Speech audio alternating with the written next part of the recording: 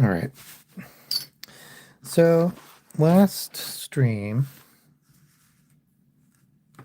I was doing girly things. And so today I thought I would do boy-y things. So there's an old poem. It's actually an old song uh, about what little boys are made of. Or it's actually what, I forget what the name of the song is. I think it is what little boys are made of. I've gone the wrong way. And you probably know it. If you know it now, you probably know it from uh, Powerpuff Girls. I was just thinking about this because I definitely had heard this rhyme like in preschool or in an old book. We had this big book of old like children's rhymes. But I wonder now if most people don't know it from Hi Oddfud. If most people don't know it from Powerpuff Girls. I know Powerpuff Girls is when I looked it up on Wikipedia because I knew I had heard because the modern interpretation is snips and snails. Whoop, I just did an 8 instead of an and. Snips and snails and puppy dog tails. But I had heard that snips was actually something else. So I looked it up on Wikipedia to see what the snips are, to see what the snips are about. And it turns out the original seems to be snigs. And I think that's really interesting because there's snigs means a couple different things. Snig can mean uh, a small eel, but it can also mean to sneak.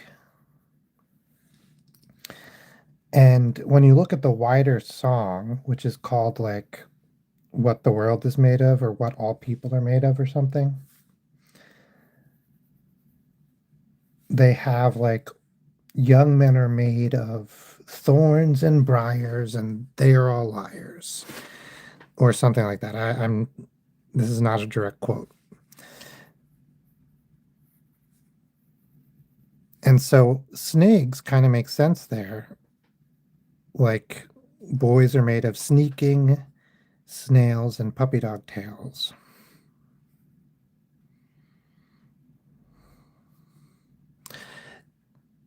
Snails don't really have like a mouth, but they kind of do have like a mouth part. I mean, they must have a mouth. I just don't know what it looks like. I say they must have a mouth, but that's also not true. Things can have no mouth. It's just freaky. All right.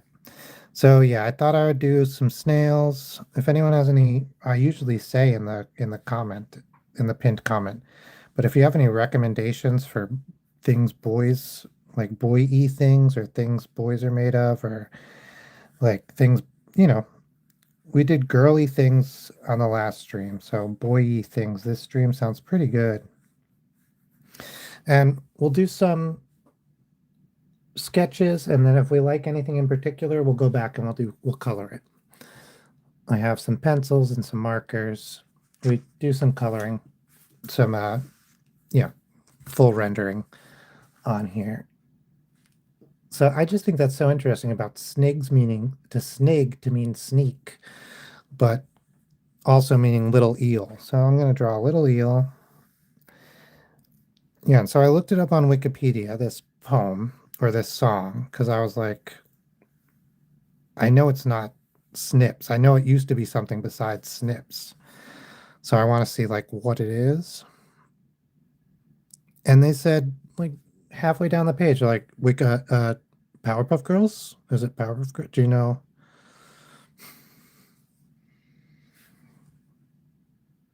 Oh, a rocket. Okay, yeah, that's a good suggestion. We will draw a rocket. That's very boy-y. Man, did you know for like hundreds of years we didn't know how eels reproduced and we just thought they were like into the modern day. we had no idea how eels reproduced. We didn't know where they came from. We didn't even know what they were as babies. We knew small eels, but they weren't baby eels. Really crazy. All right. And then I think a puppy dog tail. This eel's so dumb. This is what eels look like, though. They're just dumb.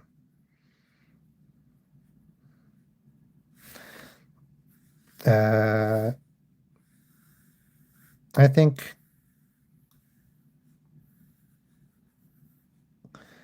puppy dog tail will offer a cross section because it's cut off, right? It has to be. That's part of the charm. You guys see this? Here we go. Snips and snails, snigs and snails, and puppy dog tails. So there's a whole poem, and then there's what young men are made of and what young women are made of. And then they have what old men are made of. Old men are made of whiskey and what is it? Whiskey. Do I have it pulled up? Old men are made of whiskey and brandy and anything that's handy. So I thought we'd draw that. And I thought we'd do young men. Young men are made of thorns and briars, and they are all bad liars. So this is little boys.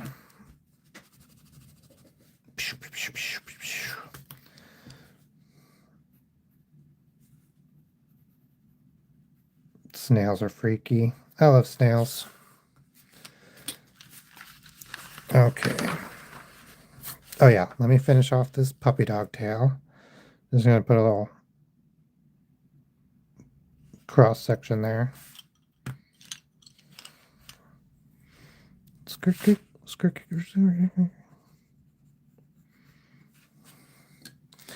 All right. So someone suggests a rocket. Oh, Opta suggests a rocket. She's been suggesting a rocket. Oh, I have some of the things that were girly here. I didn't get rid of them. This is something we did last live. A ferret. Girls like ferrets. A cameo.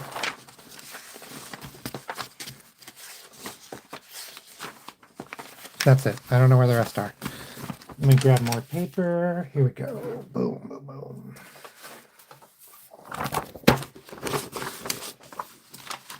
Gotta have a ton of paper. So I wanted to illustrate and draw forever and ever and ever. And I just wouldn't practice. And like I would buy sketchbooks and then I would feel like really scared to use them. So I wouldn't use them. And instead I would just whine. No, not whine really, but I would be sad. Self-whine that I wasn't illustrating more. And I'd feel really bad about it. I'd be like, I bought this book and I spent all this money at like Michael's or wherever the hell people spend money, or I spent money.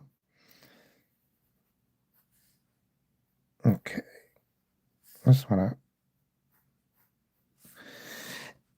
But then I'd be like, well, this is so expensive. I'm going to ruin it by putting my bad, unpracticed art in there. And like, you see the problem here, right? Like, if you're too afraid to ever put your art down on paper because you're going to ruin the paper, then you're never going to get better and you're never going to do good art. And so you'll never get to do good paper. And I really struggled with this. It was so dumb.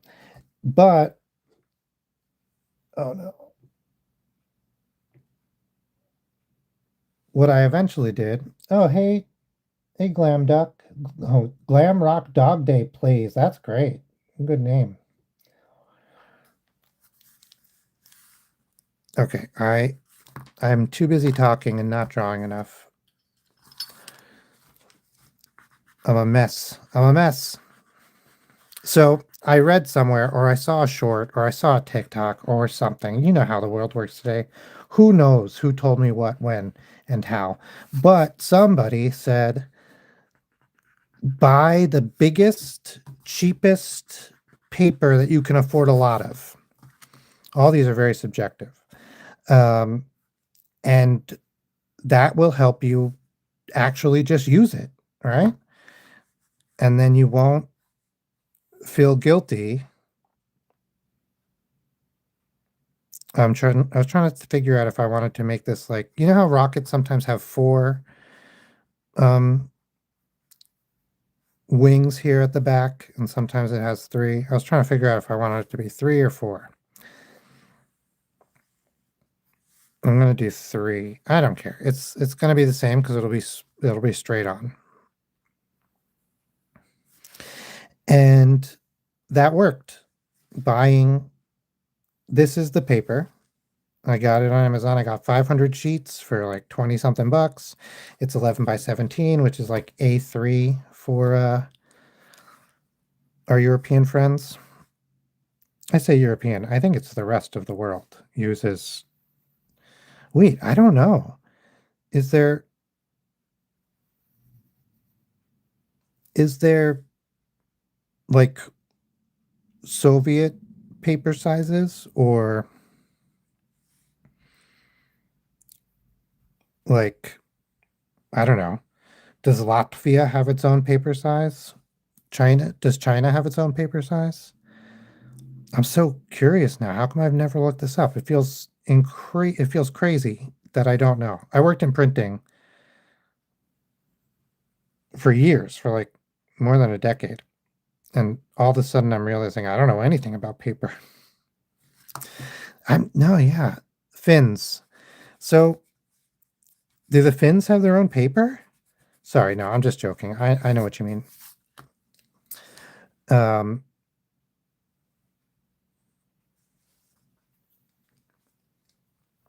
Okay, yeah, that would make sense. As Japan has regular, I say regular, has like standard metric. I don't know what it's called. I always call it metric paper because like it's measured in millimeters. One really cool thing about European paper that I'm jealous of as a American graphic designer and illustrator is if you do graphic design for somebody and they want two sized posters, right? They want the size like letter size, and they want the 11/17 size, which is oh, hey desert. Yeah, that's a good question. Is it the A sizes?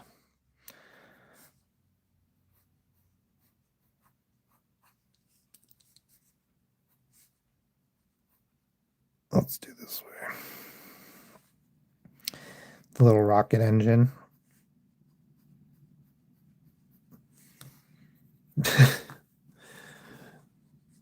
So you have like A4, A3. Okay. A5. Okay. Yeah, that's what we were wondering. And then classically rockets have red fins.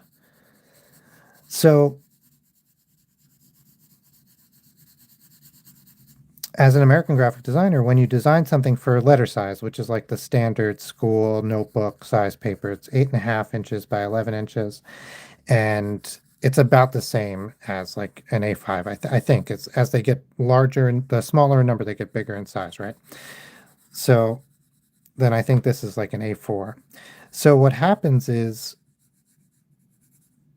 the difference in America is they're completely different. Um, oh my God, my brain. Ratios, right? So letter size. Here, I can make one. So this is you're not far enough away. We'll do it another time. But suffice to say, the ratios on all of the European paper sizes are the same. So if you double the width, you double the height, and that's how they all go. And you can print the exact same design on every paper size by just increasing the size of it uniformly. On American paper, you cannot do that. The size up from the regular letter size paper is tabloid, and it is not the same ratio. It is much taller than it is wide. compared to the letter. And so you have to do two different designs. And you'd have European people would be so mad that they had to pay for two different designs or pay for changes, because they'd be like, just use the other design. And you'd be like, well, you see, we can't, because that's not how the paper works. They didn't like that.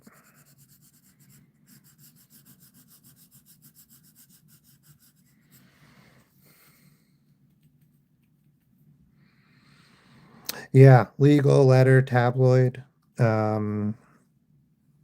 What's the other one? I used to know all of them because, like, it was my job. Well, that's actually part of the problem is tabloid can mean 11/17, 11 inches by 17 inches, but it can also mean 12 by 18. That's also in some places called tabloid. And then if you go one up from tabloid, it's called, is it ledger? I thought it was, yeah, it could be ledger. It might be not portfolio. Folio. Is it just folio? Yeah, it's terrible.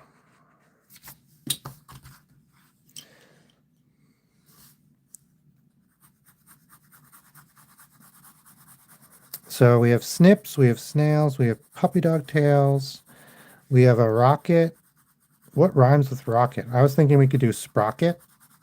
Sprocket's really hard to draw, so that'll be a challenge. Rocket, sprocket with holes in their pockets. Yeah, pocket, perfect. Yeah, the sprocket is very boy. I'm gonna do the like rocket engine part like a blue. I feel like a lot of the like heat resistant stuff has like a blue. Oh, you know what I'm thinking is like aerogel. Aerogel is very heat resistant and has this like blue tint. Pop in and lock in. Yeah, that's great. A rocket, pop and lock it, doing something so cool your eyes pop out of their socket. You can't mock it.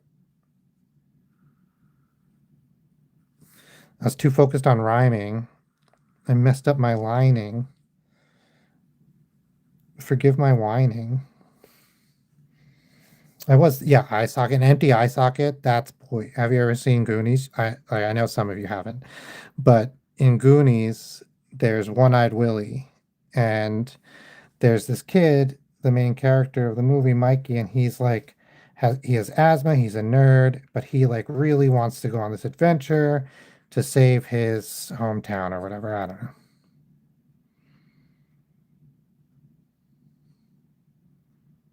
Oh man, you have to be careful getting up on those ladders. When I was in high school, my brother-in-law was a roofer, and so was my stepfather. And we needed a new roof. And so the three of us, mostly my stepfather and I, my brother-in-law wasn't around. He lived far away. But the three of us did the whole roofing. So where I was in the US, we did tar shingle. You hammer it in. And so I was like kneeling on this on the slanted roof, like pow pow pow, hammering and carrying shingles up there. Oh man, shingles are so heavy. It's like crushed stone attached to tar. I don't even know why we do that.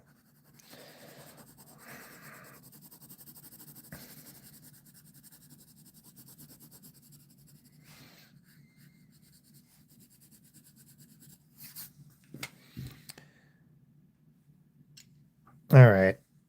Should we put a name on this? Nah. All right. Sprocket. Dang it. This okay. For a sprocket, we're gonna do a compass. Compass. Compass. Yeah, corrugated tin, I think.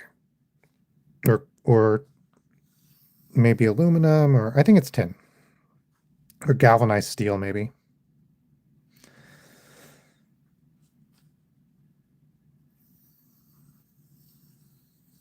Woof.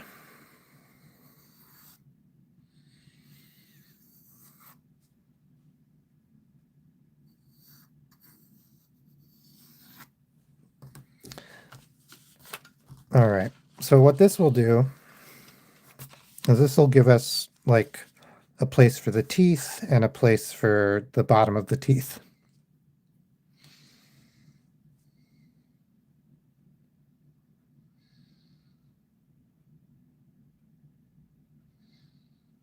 Hey, Deck McNaught. Dang. Yeah. Okay. So the big thing with this is you kind of want to make sure your teeth are even because that's how sprockets work, how um, gears work, right? We could do pointy. I don't know if there's like specifically a difference between sprocket and gear, but the teeth can be wider than the depression than like the bottom part.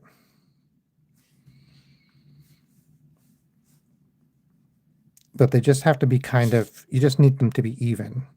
So that's why I'm going to try to start at all four places, all four corners. I've done this a bunch and I often fail. So if this fails, I'm sorry. I don't have my, we do have the middle. So we could bust this out. What I do is you stick a pencil there and then you can rotate that around. Oh, that's pretty close. But we still won't get, this will make it symmetrical, but it won't make sure it's even. So we'll still have to use our eye for that.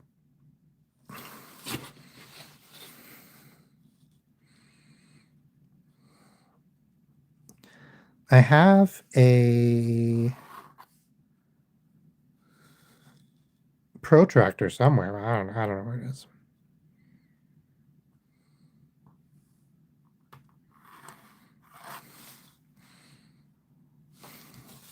I forgot to.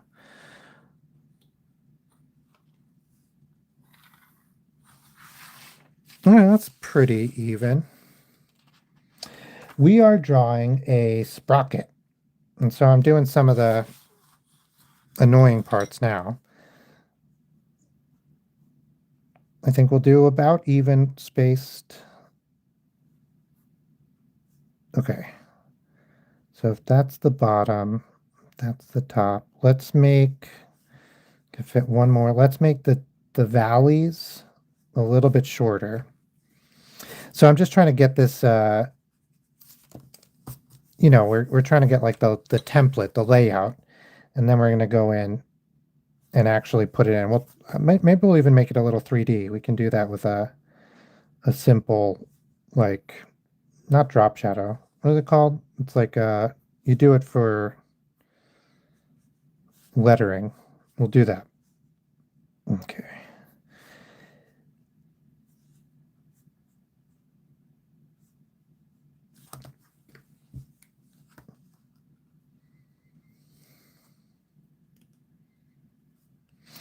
Yeah.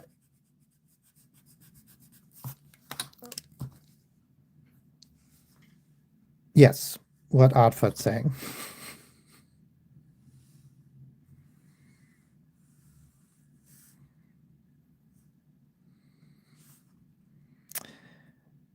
Dang, I'm gonna have to make a big change here. Or the sprocket will just have to have really, really shallow like really tiny valleys. Let's just do that. Let's do really tiny valleys. Let's see what it looks like.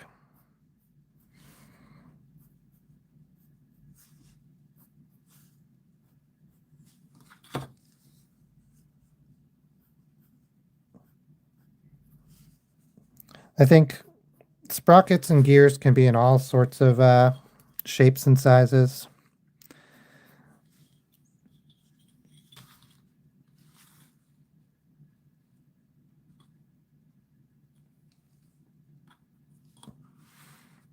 I'm just gonna line this up.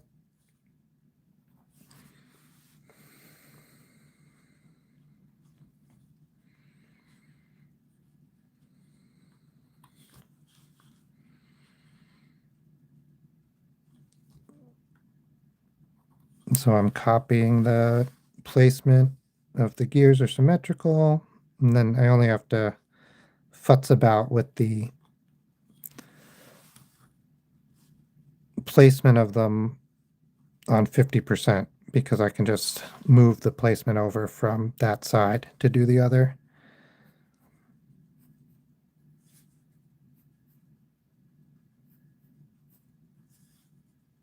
So we thought we invented spiked gears sometime in like, I think the 16th century. And we were like, oh man, we are so cool. We invented spiked gears. Changes everything. We are cool dudes. And okay, so we'll do that halfway. Then we found the antith what is it? Ant hmm, Antikythera device. Anyway, we found essentially a really cool mechanical calendar that was basically this beautiful, ornate, complicated clock that the ancient Romans had done, and it had spiked teeth.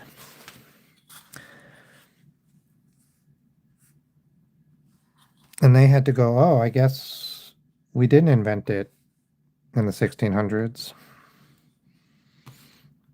I guess the ancient Romans invented it. But yeah, one of my favorite things is they were diving for statues. Well, they were diving for sponges, and then they found a shipwreck. And then they were diving for statues. It was actually, they were terrified because they thought there was people because of the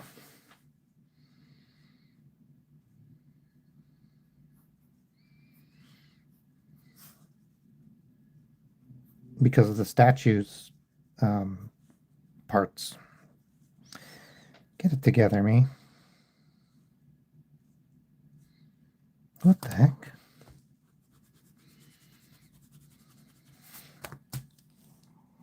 Well, there's something wrong here.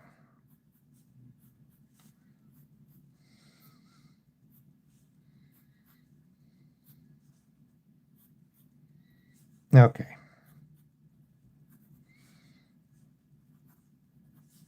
Yeah, this is not terrible. We're getting there. We're getting there. Like I said, this is, I think, one of the most annoying things to draw. Super easy on a computer. Well, super easy is a little strong, but relatively easy on a computer. So we're doing boy things. If you have a boy thing recommendation, right now we're doing rocket and sprocket and holes in their pockets.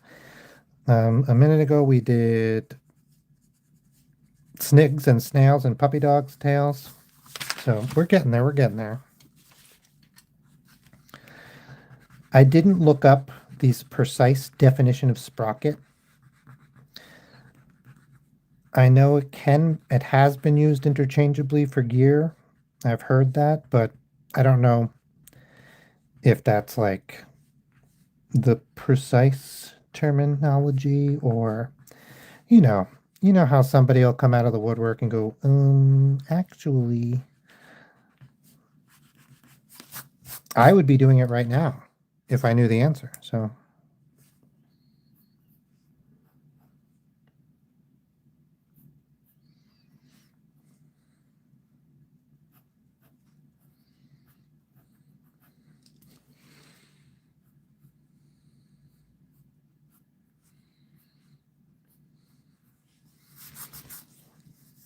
all right. Hmm.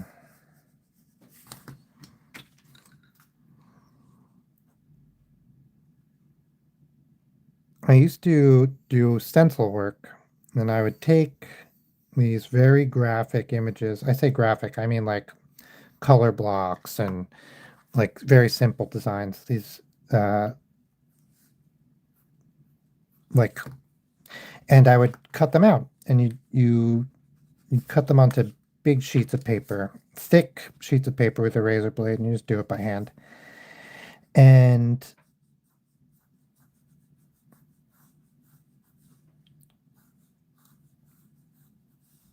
then you tape it to something or glue it to something, and you paint it, right? And in a way, it's kind of like printing because you would do multiple colors and it would create the image slowly but surely out of the. And I did one piece that was all three-dimensional machine work, and it was very complicated. Um, and there was a bunch of gears in that. I don't know why I'm thinking of that. Do it for like signage, or like somebody had me do it for their wall once. Basically, if you want an image and it's not someplace you can get it printed, you can get it stenciled on. It's a type of, for precise painting, essentially. A lot of graffiti is stencil work. Well, I say a lot. If you know Banksy, you've seen some stencil work. He's a very clean stencil artist. I think his innovation isn't really, well, first, he's very creative. I don't mean to um, say that, but his innovation is not in the stencil work, isn't like using the stencils or cutting the stencils. It's being able to do it in like broad daylight so fast and so consistently.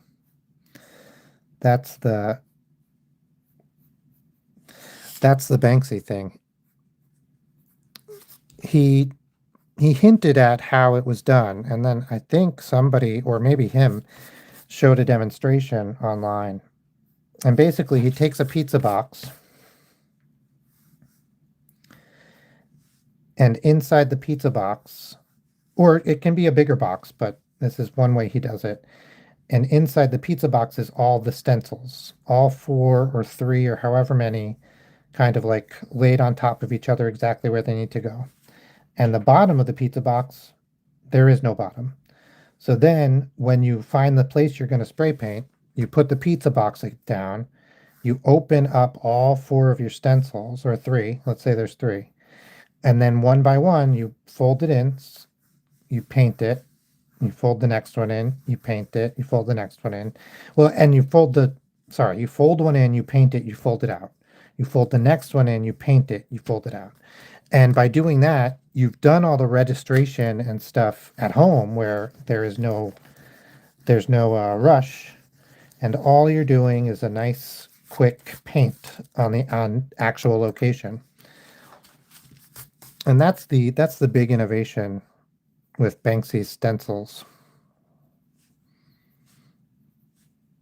Very fast. So I'm going to try. Sometimes I do this to make sure I'm going in the right direction. Just throw down some light, like guidelines.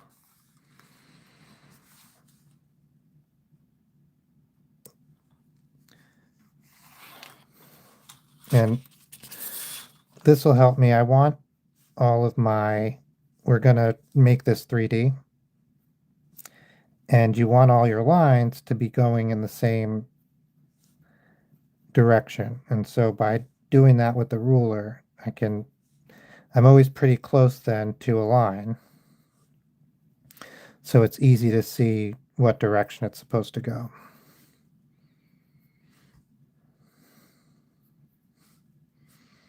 And basically you want to do every corner that you can, right? So if a line can be drawn in that direction from that corner, you should.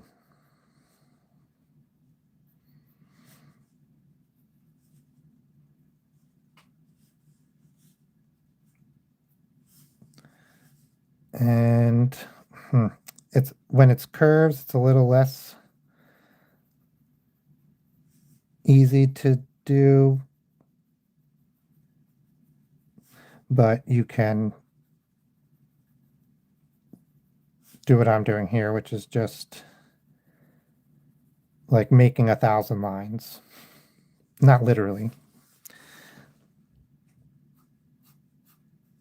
Okay.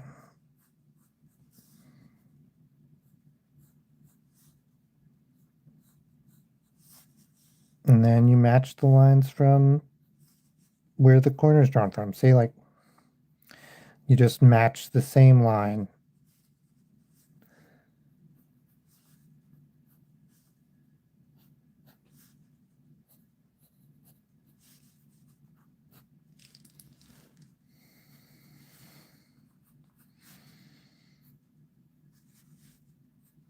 Same vibe, same shape.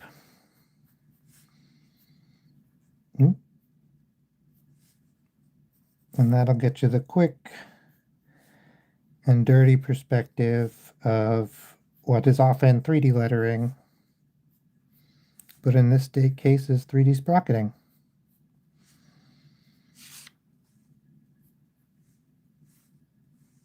So like this guy, I think we would see the tiniest bit right there. And I don't think we'd see any on the other side, but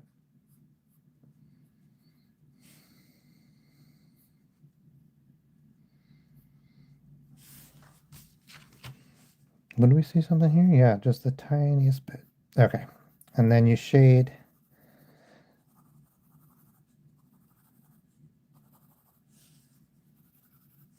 I like to shade, if I can, this one's a little bit complicated, but like I like to shade like left one color and then like down another color. So I'm going to do that by doing the downs as like this pattern instead of a solid scribble. That's a left. That's a left. That's a down. With the round things, they change. It changes twice.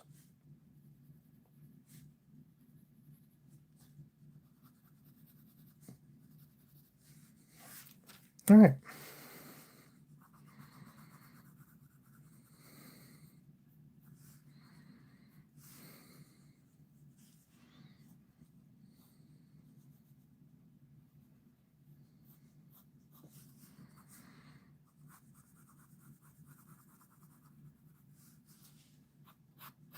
Not bad, not bad for a scribble of a sprocket.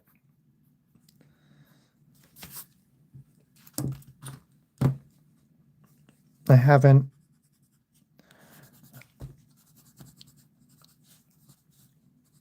As I said, I think this is one of the harder things to draw without like actual drafting tools, without your I mean, I used a compass and a ruler, which is the most basic. Was that like Greek trigonometry is all done with a compass and a ruler. A compass and a straight edge, actually, not even a ruler. They don't measure shit.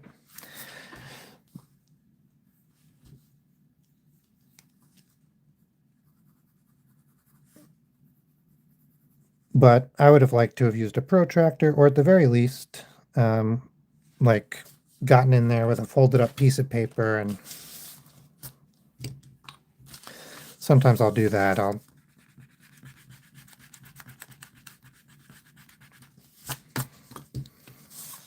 like, we have to talk about it. All right. And then we were saying in a hole in their pocket. I think that's a fun one.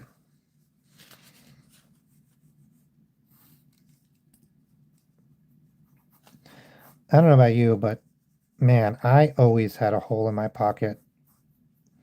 Basically, as soon as I started to like a pair of pants, and I would wear them all the time, I would get a hole in the pocket.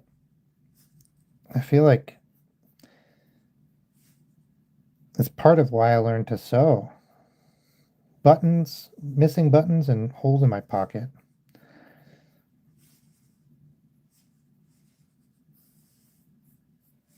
It was, gosh, it's terrible. Okay.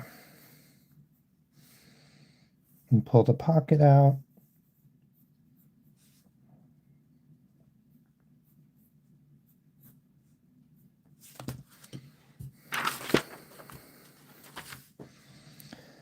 And what wouldn't we be seeing? Okay, this.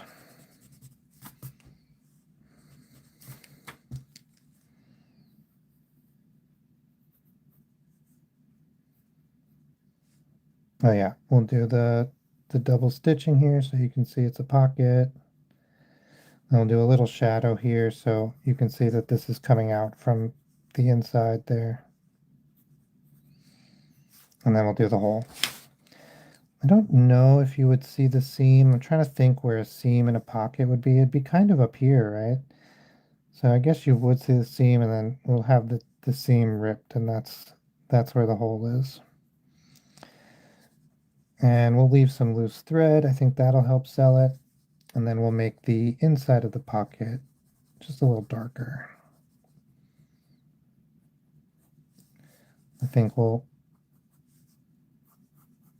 add a little shadow for the cloth. A little shadow along the edges. I heard somebody describe cloth as hills of light surrounded by valleys of shadow. I think that's really right. Like, it's because even the edges have that shadow.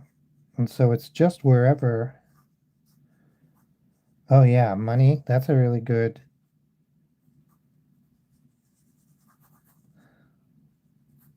Like, they've dropped some coins. I should have done paper money. What was I thinking? Coins are basically tiny little sprockets. No, that worked out. Like a folded up dollar bill in the back here. Not dollar. Oh no, it wouldn't be folded. It would be crumpled. Let's crumple a. And he's like, I don't have anything, and then like all his money's falling out of his pocket. Oh man. When you were a kid, did you crumple up money? Like I did, and I hate it. I hated it then. I don't know why I did it. I like I didn't want to think about money or deal with money.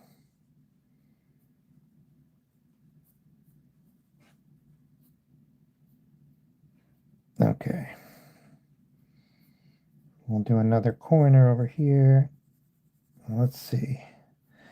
I'm going to try to do folds and shadows and folds and shadows and folds. Like I want it to be like really crumpled.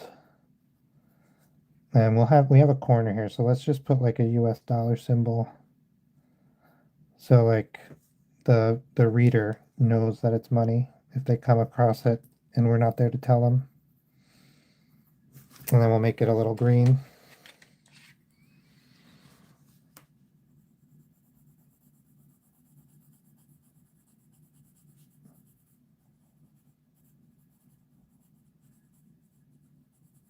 Okay, that's good. We have a darker green. Or should we do blue? Let's do blue as the shadow color.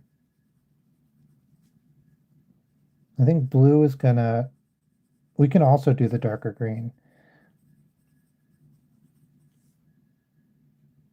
Oh, thank you so much. Thanks, Jenna. It's so nice when people say that. Um, so thank you. Yeah, it's fun. I wasn't sure. I decided after we did the girly things, which was great fun. I decided we'd do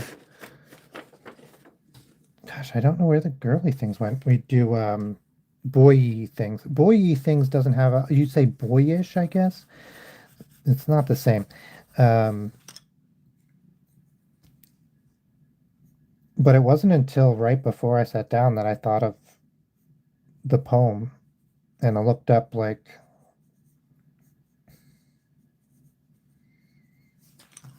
that feels like money. I'm like happy with that.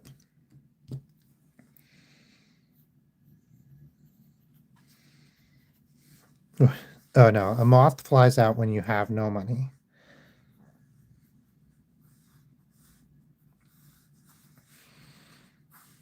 Okay. We'll uh we'll give it like a tear in the jeans just to finish off the illusion or the all right. So we have rocket sprocket hole in your pocket. We have snigs and snails and puppy dog tails. Oof, I got a bunch of eraser dust over here. What's next? I was thinking about, oh, we can do the young man is made of thorns and briars. Or briars are just like it's a specific type of. We used briars when I was growing up to mean basically any, like if the woods between the trees or if there was a patch of yard or something that like looked like this and it was dense bush and this bush was a thorn bush, especially if it was the kind that had tiny prickers over the whole stem, we called that briar, a briar patch and briars. Okay. So I looked it up and the definition is any thorny plant. So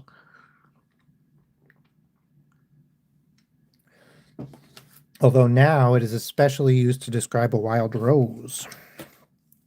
Interesting. Speakers, sneakers, and Bunsen beakers. I'll do that.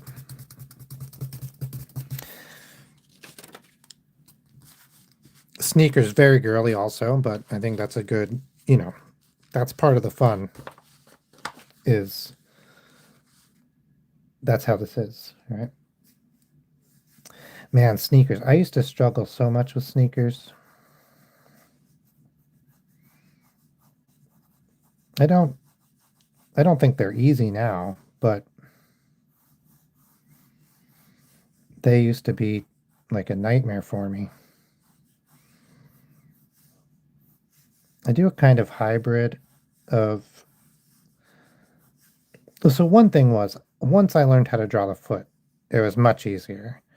So the foot, man, it really got away from me for so long. And then all of a sudden it just clicked and I was like, oh,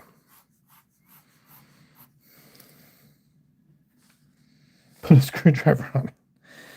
Yeah.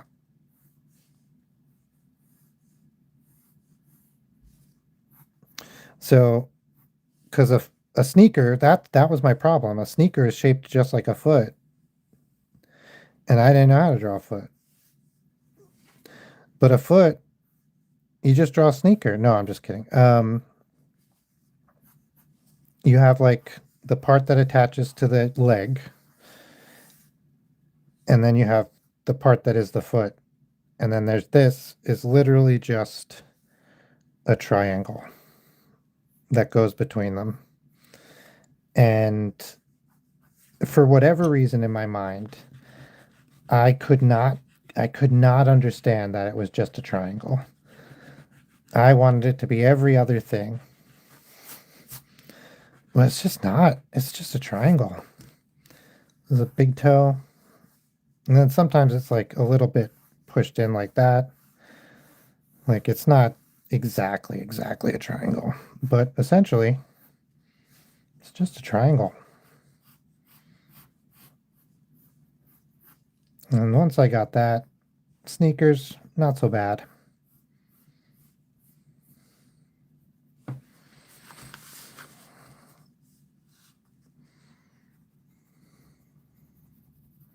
I'm doing the same trick I just did with the sprocket to get that to line up my 3D stuff correctly.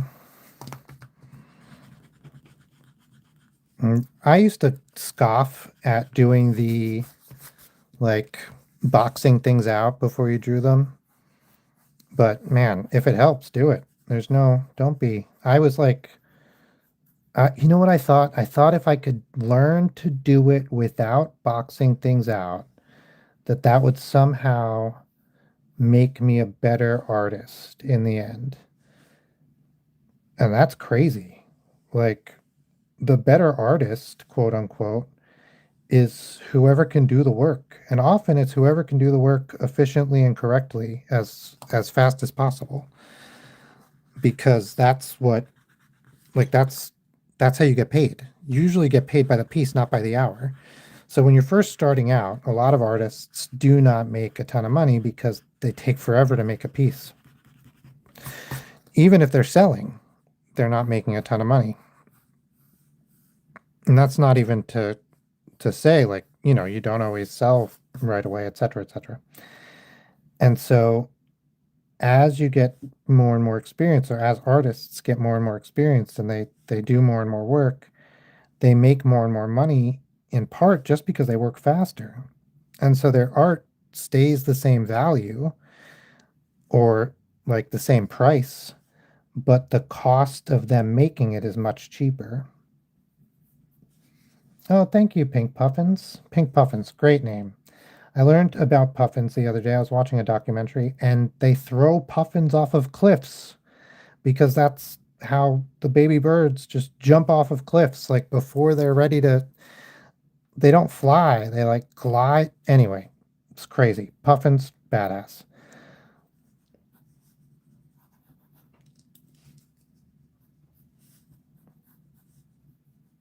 So I guess part of the problem is puffins, they used to just fly off the cliff and they'd go towards the light. And it'd be like the light of the moon or whatever in over the sea. But the problem is now towns are like much brighter. And so the puffins get distracted by the towns.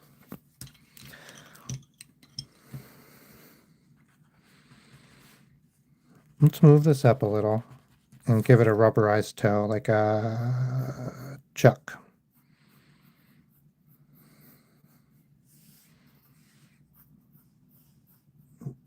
We'll kind of turn this into some sort of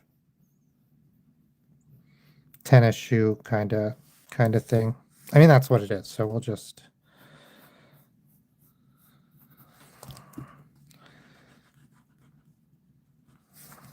okay. So I used to lace my shoes so it just looked like this.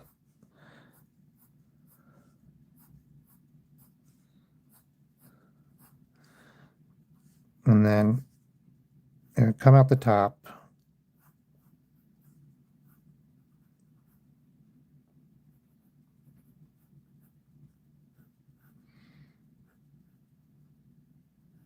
But we had a whole group of people. Yeah, like turtle. Like, oh, hey, Tapwa. Tap what? Tap water. Hey, tap water. Yeah, the turtle. Yeah, right. They go towards the moon also, right? Yeah, just like that. It's crazy. Like, I don't know. I know, like, lots of people think, and we don't know. Science says not really. We don't have any evidence for it, so that doesn't mean it doesn't happen, but it means they don't know if it does happen. They don't know why. They don't know how. And about like the moon having an effect on our psyche. We have some evidence for it does happen, but then anyway, that's not important. But you could see how it could happen because you have all these animals that rely on the full moon to do different things. And like we're just animals, we rely on things. So, all right, let's erase what these shoelaces are covering.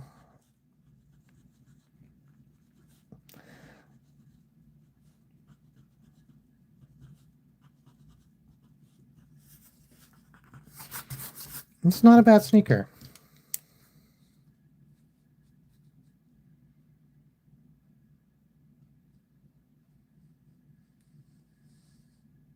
Oh yeah. Yeah, that's a great what's interesting about bats, right? Is we thought they were blind and they're just not. They use their eyes. But like they also can use echolocation. And so I don't know. It's like that. Like maybe we do use the moon for something. Bats are cool. I grew up like out in the middle of the woods. Actually, out in the middle of a woodsy swamp area. And we had bats. Bats would get into the house pretty frequently, like a couple times a year.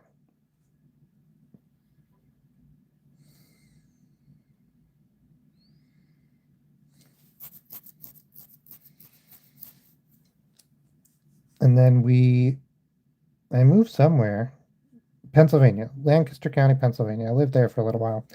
And there was like a walking path where I lived in the apartment where I lived. And if you went out at night and you looked up, it would just be bats, like grabbing all the mosquitoes. You could just see like it was like Batman. It was just the silhouette of bats.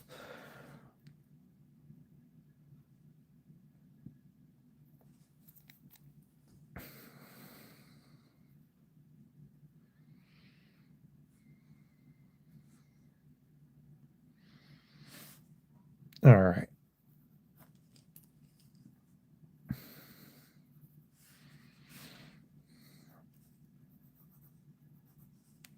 What did we say? I'll do a hammer.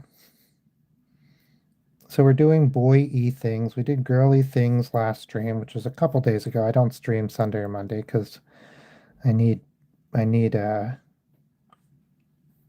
time to do all my other stuff.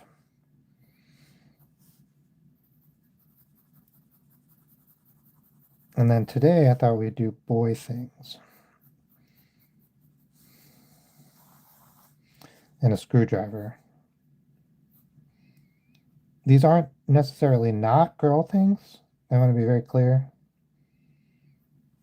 Our girl things were like skulls and stuff like that.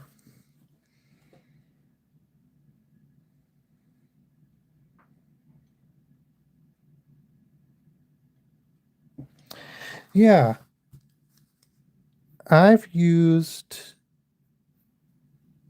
I use Photoshop and stuff like that. And it I wasn't sure if I was going to learn to illustrate. I had been a graphic designer for a long time, and then I had to a career change. And it was like, do I do illustration or what?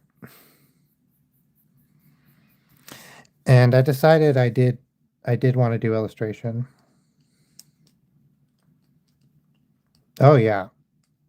Batman and Dracula, super cool. And I think in large part it is the bats.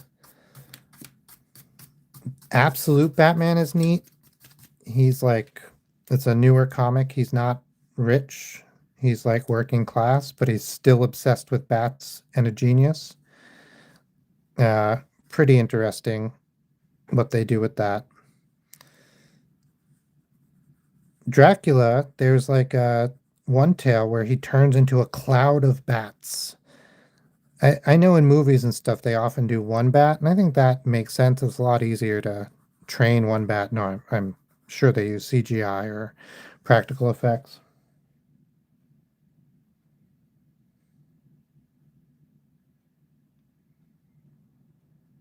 Hmm.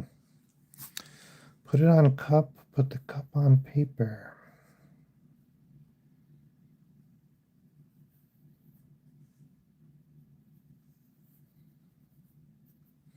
So I think this is right. I know I did the boxes, so this should be right. It just feels wrong. Yeah, that's right. So we did sneaker.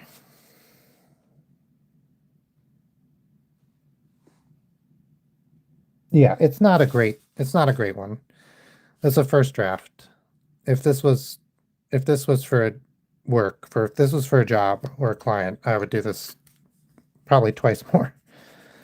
Um, but for the stream, you guys all see my first drafts. So sometimes they're fine.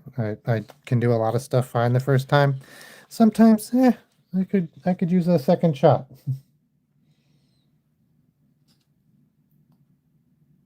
I know it's sneaker and beaker. Speakers. Yeah, I do requests. We can do a request, especially if it's a boy thing, but probably even if it's not. What's a request, Tapwater? You know what kind of speakers I think are I've definitely known girls who have this, but a lot of my guy friends growing up had this. It's like those crazy car stereo systems.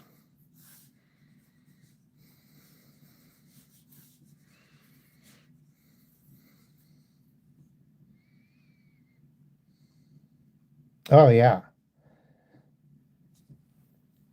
A flaming katana. That's great. We'll do that for sure.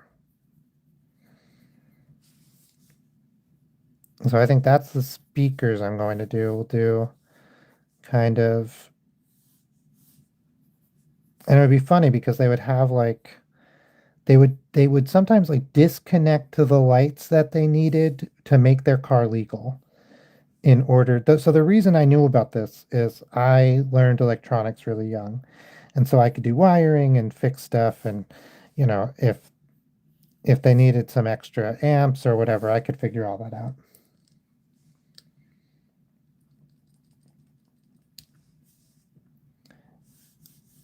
And so when they have problems, sometimes I'm the guy they would call. That's the same. My motorcycle friends. I was a mechanic, although not a car mechanic, so it's not quite. I wasn't great at fixing cars. I wasn't bad at it, but it wasn't my thing. Um, but my friends who worked on motorcycles would often call me because my hands are very small, and so they would. There's a lot of stuff I think like you needed to reach, and I could get my little hands in there. And I'm mechanically inclined, so I would know what the heck they were talking about, and I could use all the tools. So they would figure out what was wrong and then call me up and be like, "Hey, bro, can you?"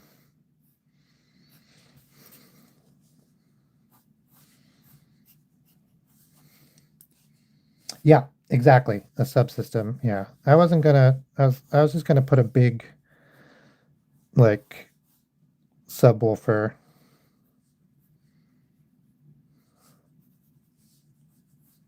and then like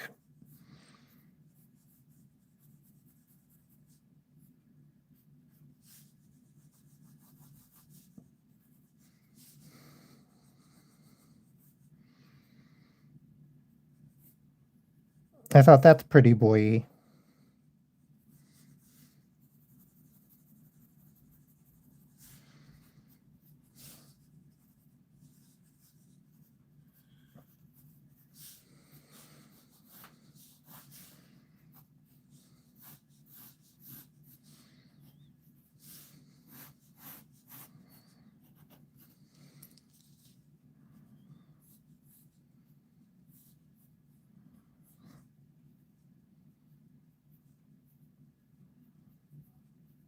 This one could be boys or girls.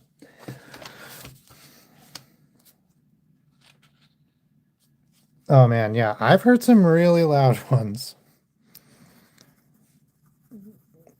I've definitely seen, I've definitely helped install ones that like you probably don't need. They're probably not legal. And then I had a friend, this guy was more of an acquaintance. I knew him pretty well, but I didn't help him or anything. And he, like, we have one more. We had speakers, beaker. Oh, we need sneakers, speakers, and beakers. So we'll just have those. We'll just do a beaker. And then we'll do the flaming katana.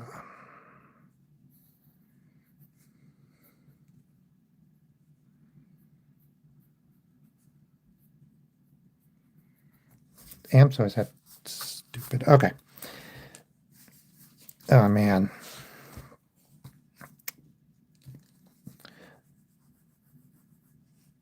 Beaker. Oh, a beaker. Okay, that's not that bad. It's actually, we're basically done already. Hang on. I'm doing a terrible job.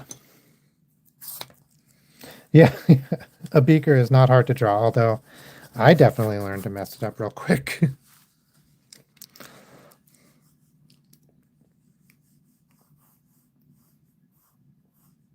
Okay. Sometimes I just try too hard. Oh my god, that sounds terrible. Sometimes I just try too hard, guys.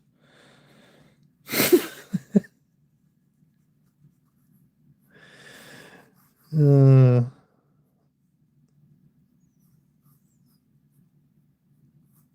okay, not bad. We got the little spout.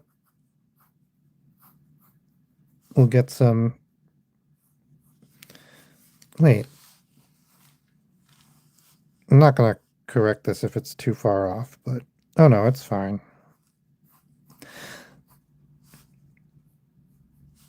Yeah, it's whatever.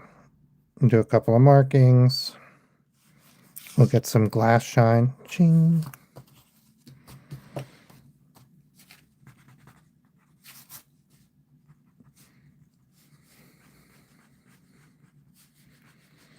We gotta get some thickness.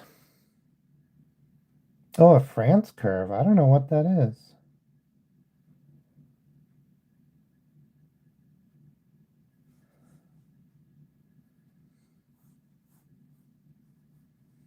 You guys both know what a France curve is?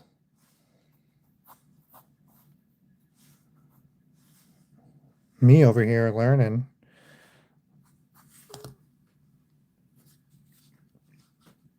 I made this worse and worse.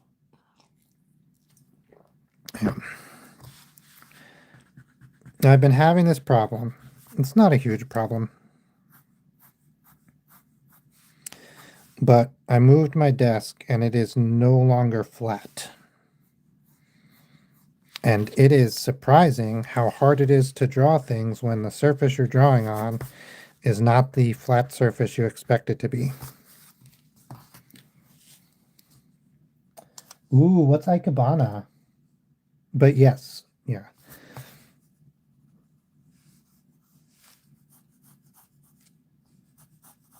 I dated a girl who had a pet iguana. Her little brother took it home from school for the summer, actually. It was the class pet.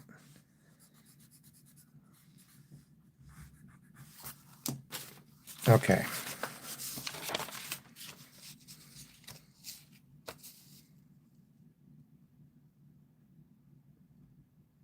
Ooh, okay.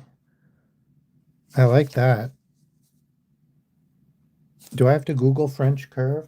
I will. I will. I say Google, but I mean DuckDuckGo.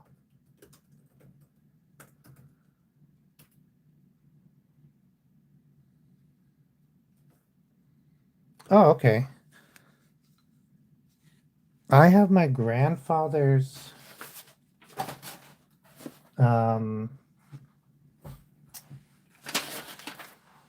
engineering. He was a draftsman.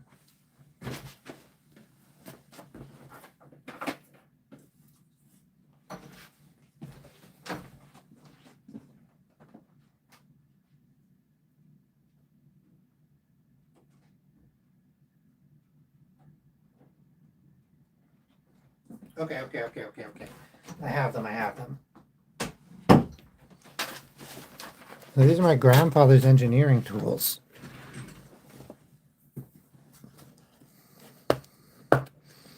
I don't think that's his name. I don't think, yeah, we just have these curved plates.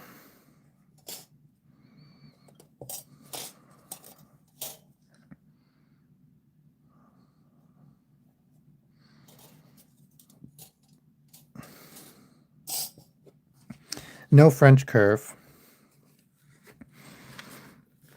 I should get one. I'm gonna frame these. I've seen better days.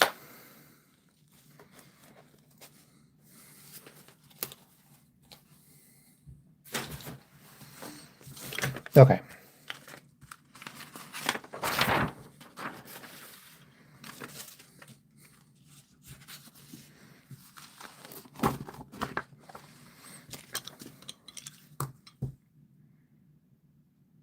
Katana. Where's my other pencil?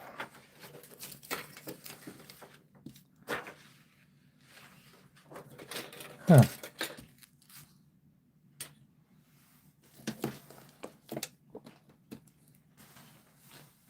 Weird. Okay. I'm missing a pencil. And I did a long sword recently. Katanas have nearly no curve.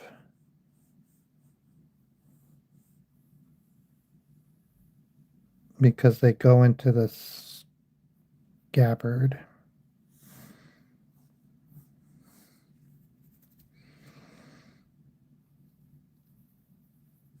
And they stay the same thickness or width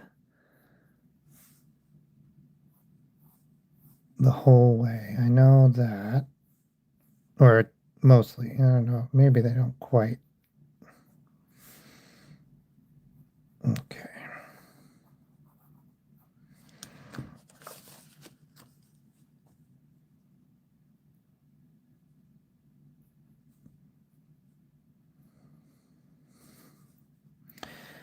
And then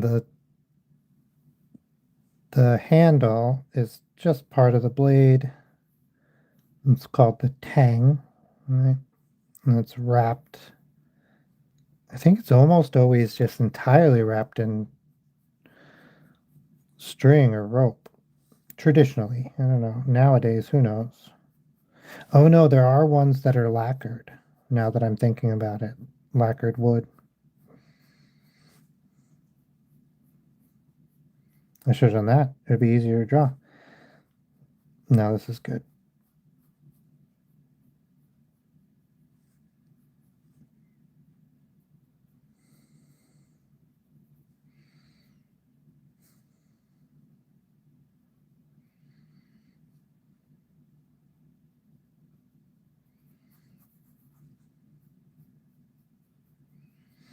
Okay.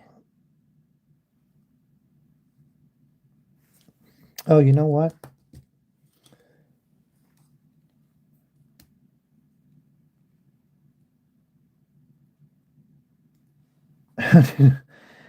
A lot of them have no. I study so much stuff. My wife says I research for fun. I don't know if that's true. Um, a lot of them don't have a hand guard. So I think I'm going to do no hand guard. I think that's more traditional. Because when you see them in their sheath, it's like, oh, okay, calm down. And it's just a line. There's no like,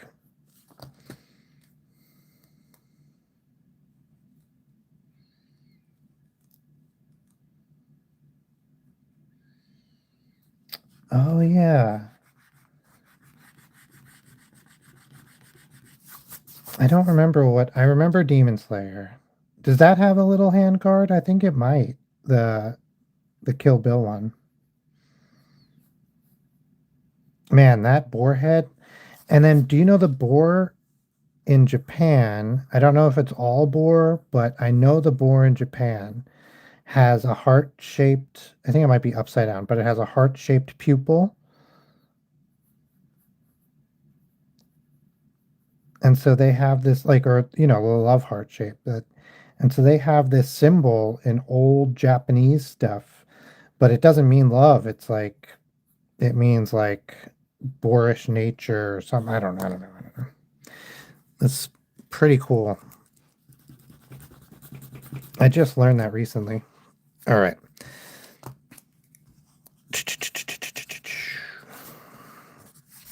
Flames. All right, I'm gonna try to get the sharp, the edge, the cutting edge kind of sketched in there.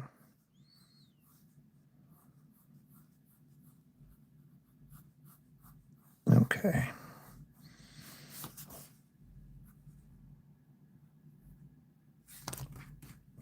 And then let's flaming. I don't draw flame a ton.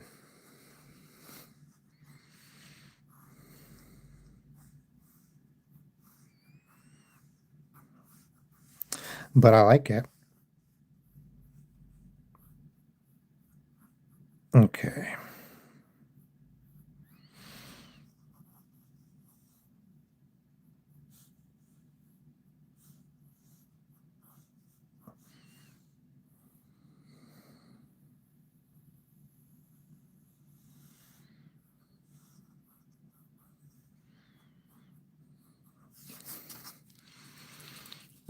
Oh.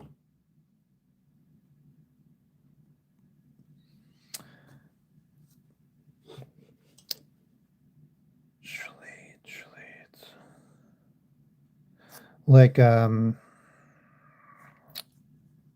Like serrated.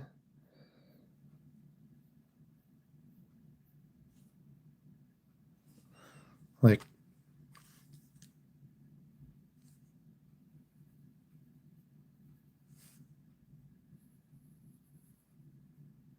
all right, let's color it.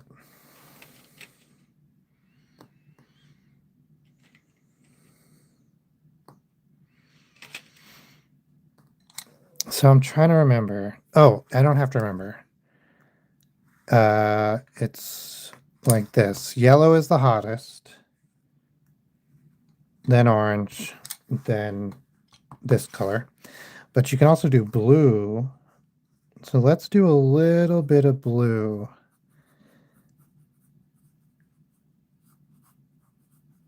Where the flame is the hottest.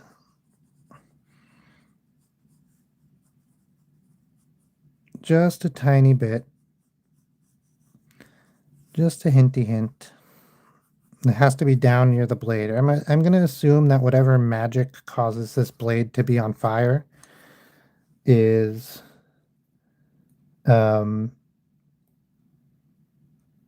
hey Jeff Delos, I don't have it. It's somewhere put away. Or I have probably 100 more or more drawings between when I drew that and now. And so I'm not sure where it is, but gosh, I don't even know when that was. But if you know when that was, you can definitely go see it on the stream.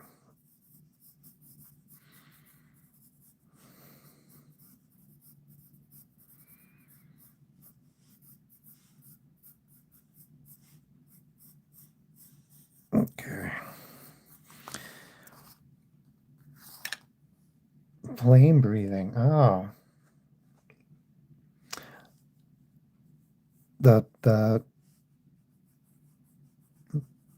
My brother learned how to do fire spitting.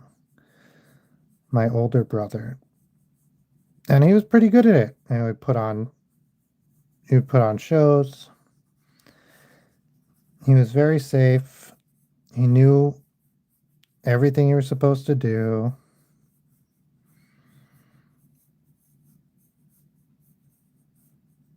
But I forget what happened. He was trying to do something extra. I know it was a girl. Some girl he liked was like, "Oh, can you do this?" And he was like, "Yeah." And the answer was not yeah. He had never tried it before. He had never thought about it. He was kind of like improvising with fire.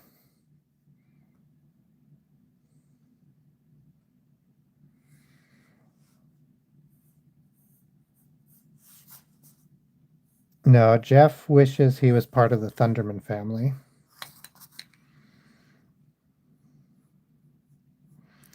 And what happened was the way the trick he was doing was set up, some of the accelerant that you use to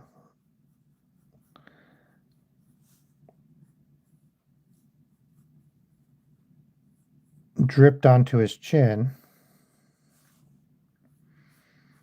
Anyway, he couldn't grow a beard for years.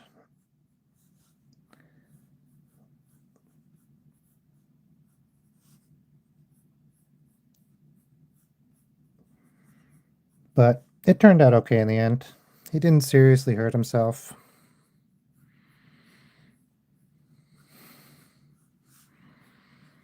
But man,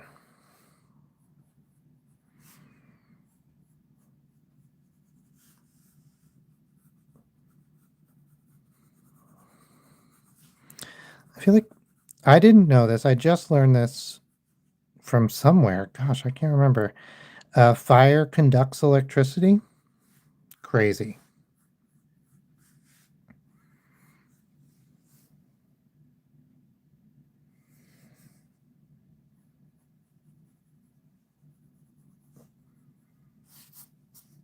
Well, thanks, tap water.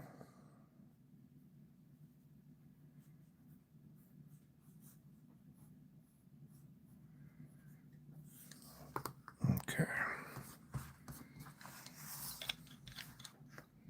Oh, yeah.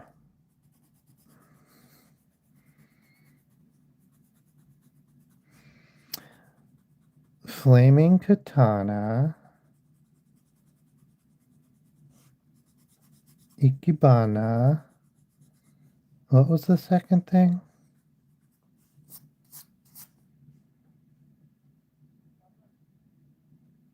Oh no.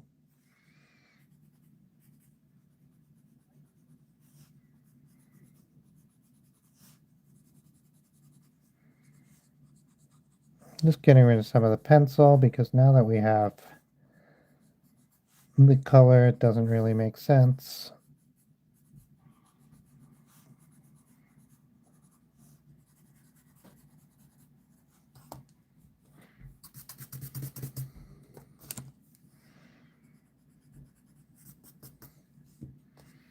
Oh, pet iguana. Well, we're doing the next one is pet iguana.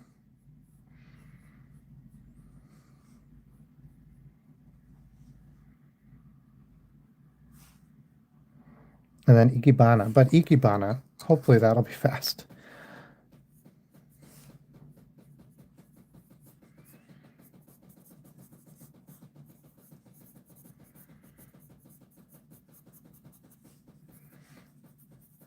I think we can do, sometimes I do this, we'll do like a glow of yellow around the whole thing. Just really light because it would be putting out light. And I feel like sometimes having that yellow glow for some reason just makes the fire feel more like fire. Even when there's nothing, like it'd be one thing if if it's like this is next to a person or a wall and the light is falling on their face, then obviously you got to do that. That makes a huge difference. But I find even like this, And it's just like in the middle of nowhere. Sometimes having that. When I was in first grade, I moved and I was going to a new school, and I was really excited because the school had a cafeteria. I was sad because I wasn't with my friends anymore, but I was excited because the school had a cafeteria. My old school did not have a cafeteria. And then the house we were living in burned down. We weren't home. It was while I was at school. So I lost all my stuff. But then I moved in with my grandma, and that was pretty neat. So,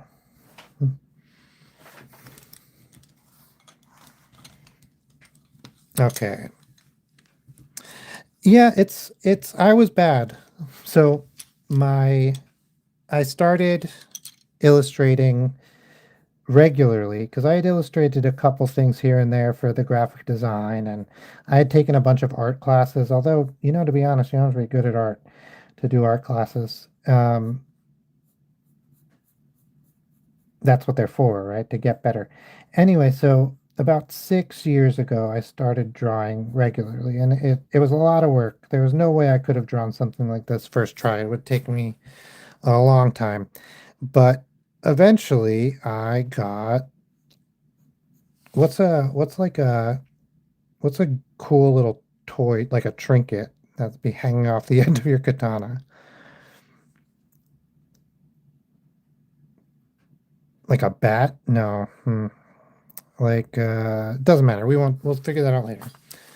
So eventually I got better, but one thing I did to start was I started drawing my wife this little cartoon. These little cartoons every day. I just drew these little cartoons. A wrench, that's a great one. Okay, thank you. Um, a wrench, yeah, like that. And then this is too big. But right, so she decided to share. I like the way you think, Deckard. I'm I'm excited to say it shall have a mustache. So she's recently decided to share all these cartoons that I drew for her on her YouTube channel, which is Oddfud. It's Oddfud, by the way, is my wife. And really cool, right? Like I made these for her. She was like feeling really depressed, and I was like, I'm gonna draw you some cartoons. Can't be depressed if I'm drawing you cartoons. Spoiler alert. Anyway, I'm now seeing these cartoons that I like thought were good at the time for the first time in a long time, like 5 years in a lot of cases. And man, are they bad. And so, like, people are bad at art, even when you're eventually good at art.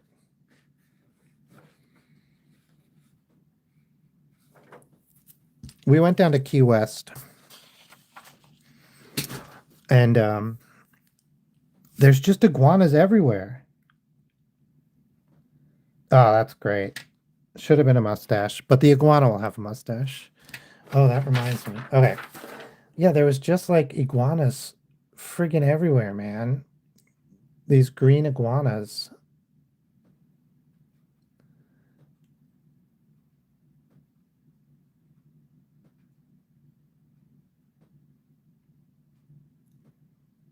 I saw an iguana attack a puppy once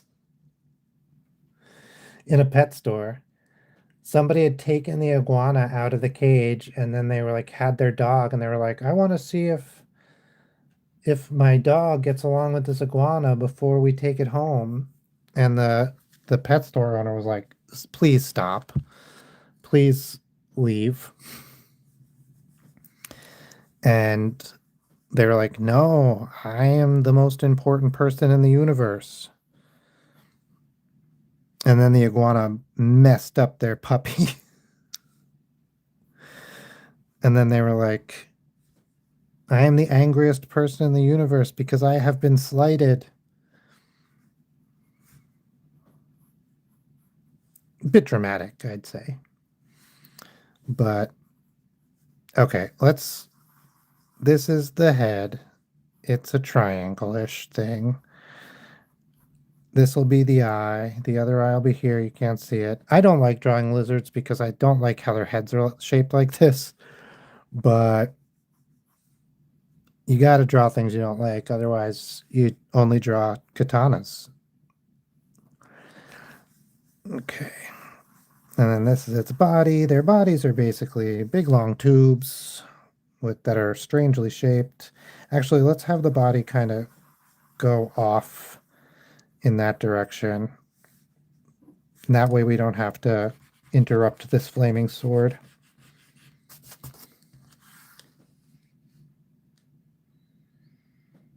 Carrots breathing first from eat your vegetables. Carrots breathing. Carrots. I drew carrots. One of my earliest illustrations that I got paid for was carrots.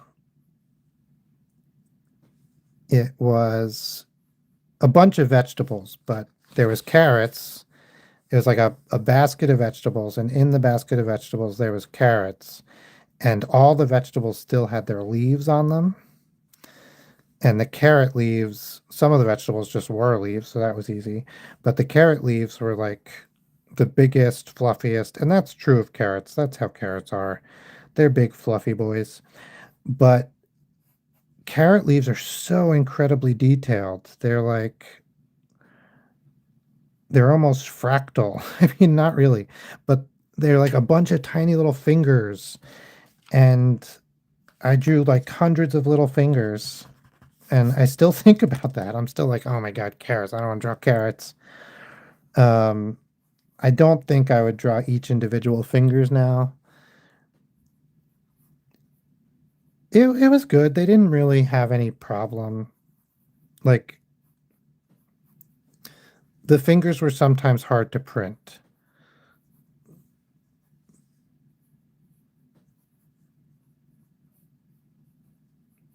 The carrot leaves.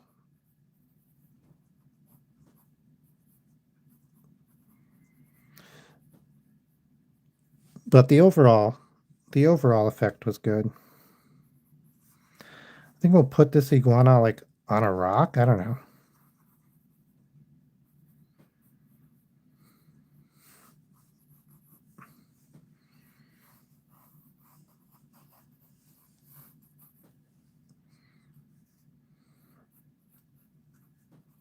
Okay.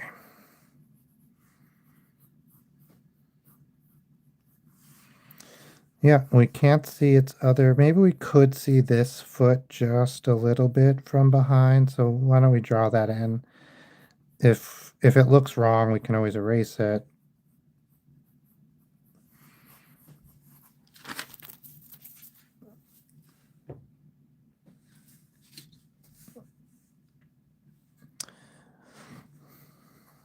One of my first pet commissions was a chameleon? No, a gecko? I don't remember. But it was a lizard. And I told you guys how I feel about lizards. But they loved it. I did a good job. It just took me a few tries. That's for me, that's one thing that really changed my life in regards to illustrating was I used to think I would illustrate something and then it would be bad and then I'd be like I'm a sad boy and I'm never going to be good at this. But at some point I was like, "Oh, every drawing is a draft and you can always keep working on it." And that like kind of gave myself permission to, oh yeah, the mustache. Thank you. I did forget. I was so excited and then I just totally spaced. And that gave myself permission to like be bad and at any particular point in the process because the process doesn't have to be over till you're happy with it. And sometimes just having it be bad for a little bit is a good part of the process because it'll allow you to see like what's going on and where you need to get better and all sorts of stuff. And so once I was like, it's okay to be bad at, like I said, any particular spot.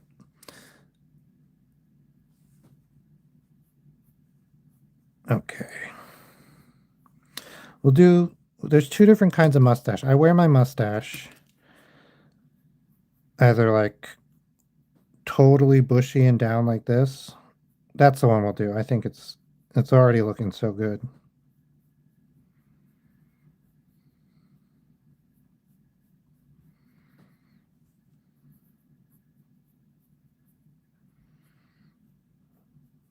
Sort of covering the mouth. Like I don't know who, like, not Butch Cassidy, Wyatt Earp. I keep trying to draw this part in. This part of the mouth.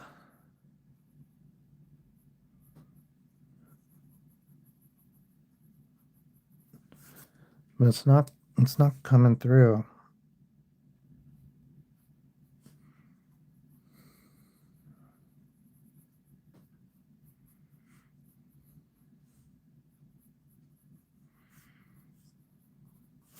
Okay, I think the eye is wrong. Like the whole head is facing, it's like I drew a head facing this way. And an eye is supposed to be kind of looking off in that direction, but instead it's like staring right at us. And that's wrong. So it needs to be looking off in that direction because lizard's eyes are not front and center.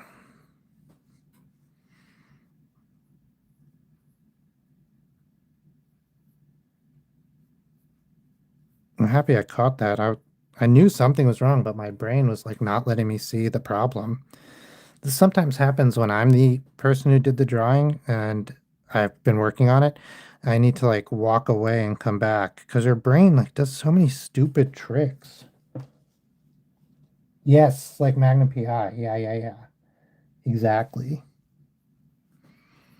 Stupid tricks like Magnum PI trying to get you to reverse mortgage your house. No, no. The mustache. I know what you were saying. Okay, these. So one thing I don't like about iguanas is I find that um they look like their skin is dry and falling off all the time, even in between sheds. I always feel like they're kind of zombie. They look like zombie lizards to me.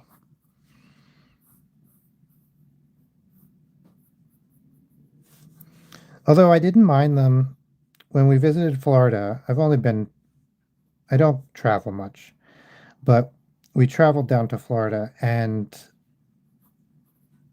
there was roosters everywhere and iguanas everywhere.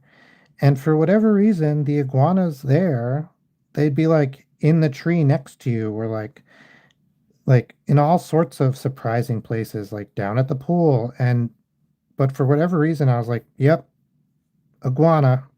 And that did not bother me at all. But when my girlfriend's little brother had that iguana for school, and they were like just iguanas everywhere. I mean, iguana everywhere. It was just one. I was like, what the fuck? But you know what's cool about iguanas is they mostly eat fruit. So that's nice.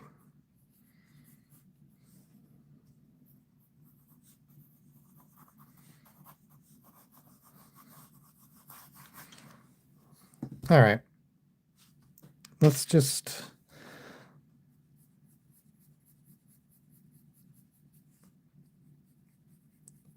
One thing that happens a lot.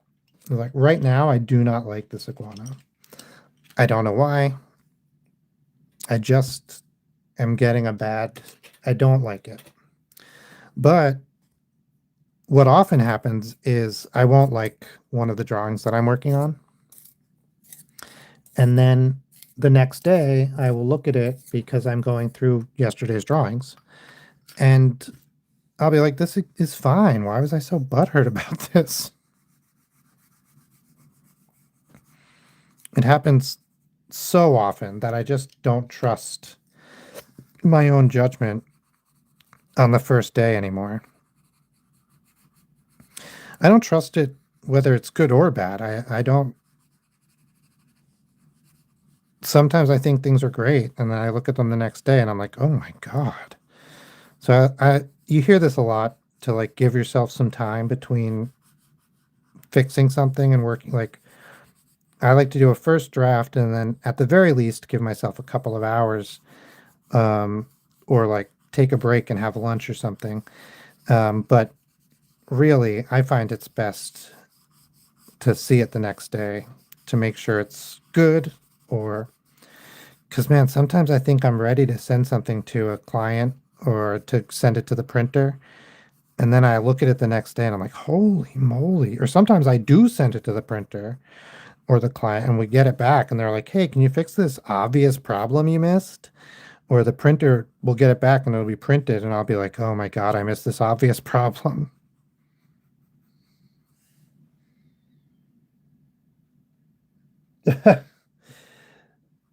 I think I almost said it. I do try to keep it PG-13 and you get one F-bomb.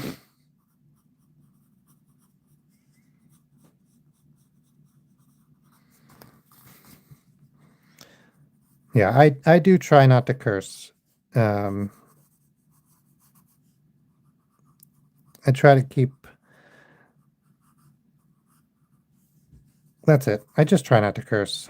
I was going to say I try to keep the topics light, but that's not true. Sometimes you got to talk about not too light topics, and that's okay. That's how being a person works.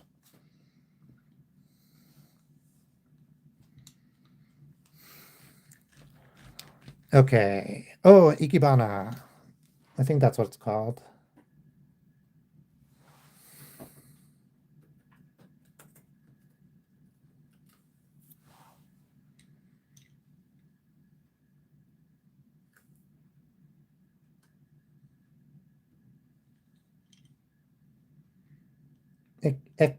Ikebana. Oh, cool. Okay. Yeah. Uh-oh.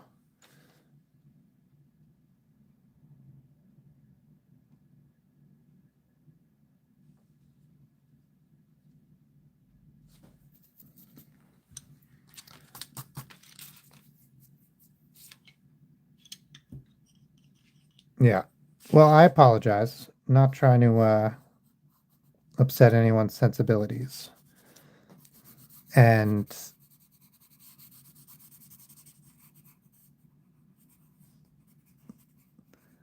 I think I've only cursed twice on all of my streams. So today I just happened to. I don't remember why I did. What was I was just talking about something.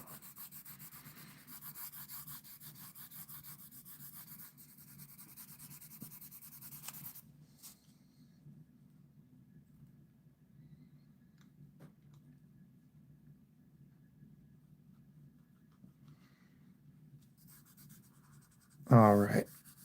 But yeah, let's not share ages or age identifying information just because it's not safe.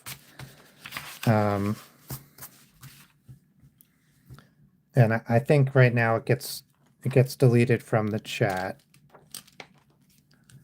Okay, so we have Flaming Katana, Mustachioed Iguana, and Ikebana. Ikebana, pretty cool. We definitely used to do this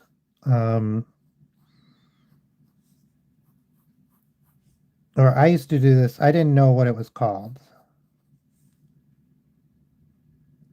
Oh yeah, Zorro as a fox. That'll be next after my Ikebana. Ikebana. Is that how it's spelled? I think so. Well, it's not, right? This is English. It's spelled like, I don't know. I used to know hiragana and katakana, but I don't know anymore.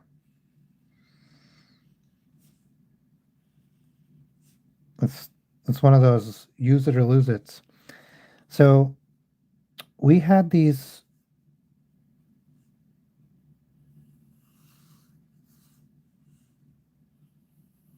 we had these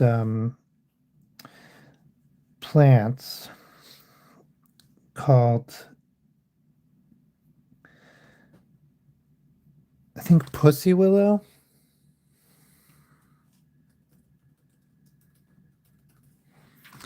and they would have these little gray,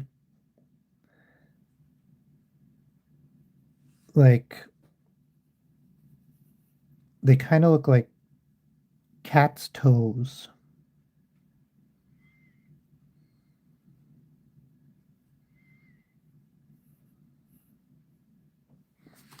I'm trying to see if I can. Yeah, yeah.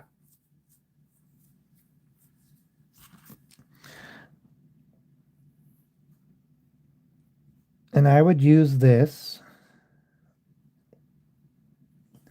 It's not like a traditional flower or flower arrangement, but I would use this.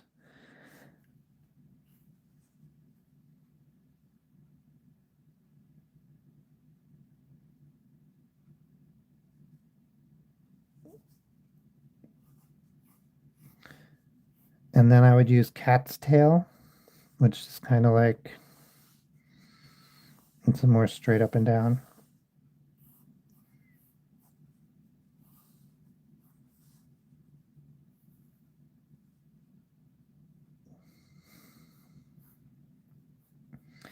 And then there was this like white, this wild white rose.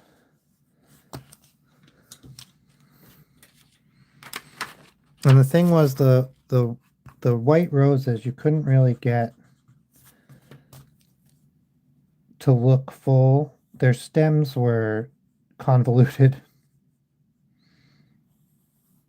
And that's not the nice thing to say about a plant. But the ikebana is like a sparse Japanese flower arranging art.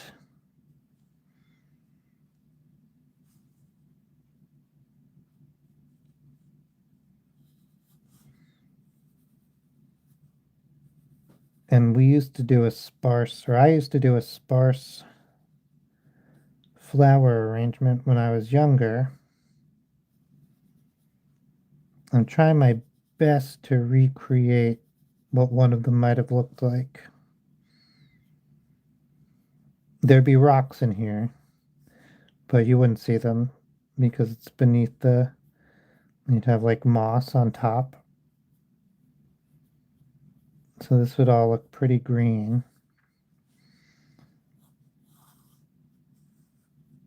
And then the rose would kind of,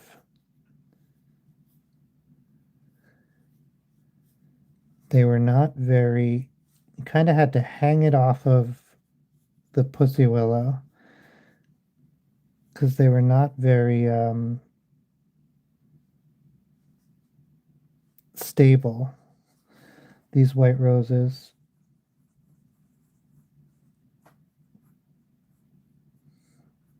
There we go.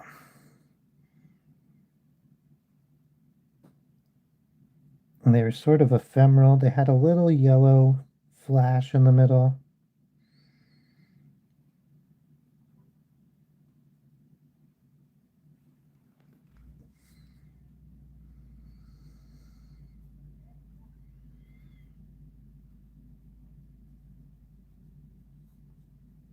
And it would be like supported by the.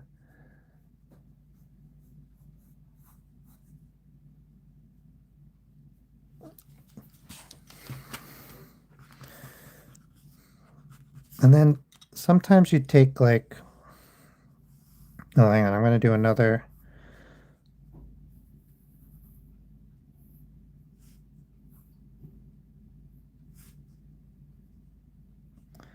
I'm trying to think what the other, we would use bittersweet. I don't think that's in season when these were in season though. So that would be a different one. But these are in season late in the year. Same with these and these. I don't think now, like we might still have them because we had picked them, but by this time of year, most of them would. You could still get this guy, the pussy willow, but you couldn't get the white rose or the cat's tail.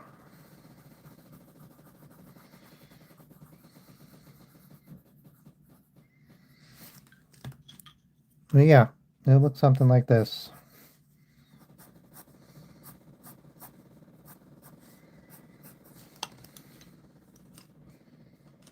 Catnado.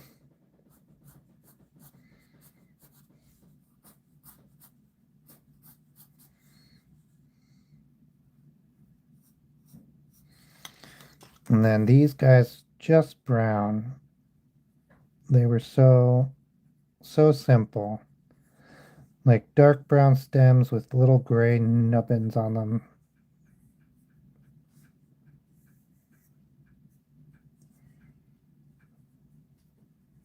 And I used to love them for arranging in like pretty flower bouquet things.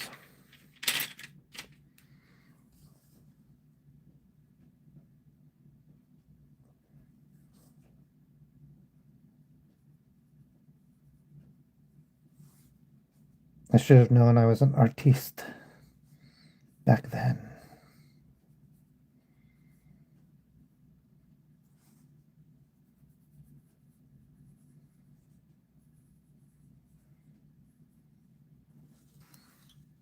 Okay. I'm not going to color these in all gray. We can use our imaginations. They often, because they were like velvety, they would look white also. I'm actually almost done coloring them all in, so I guess I will.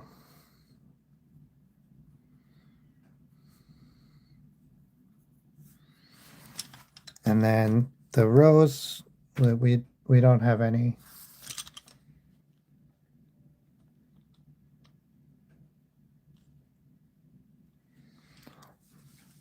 Foxes and cats are the same size.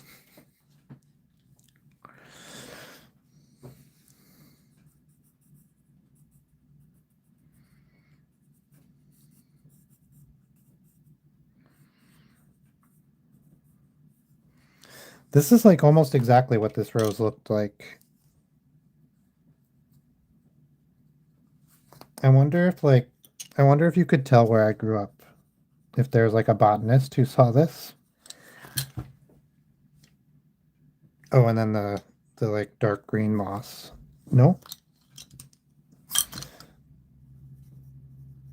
Yeah.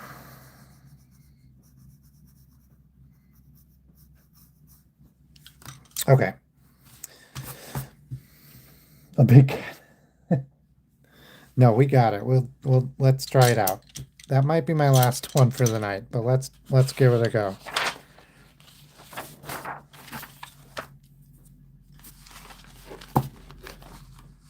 Okay. A cat.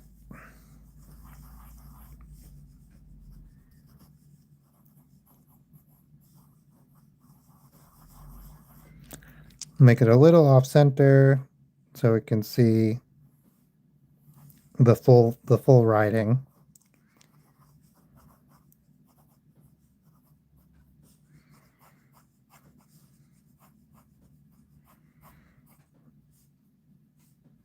Okay. I'm gonna make her legs kind of like pushed out a little because she's tired from carrying this fox.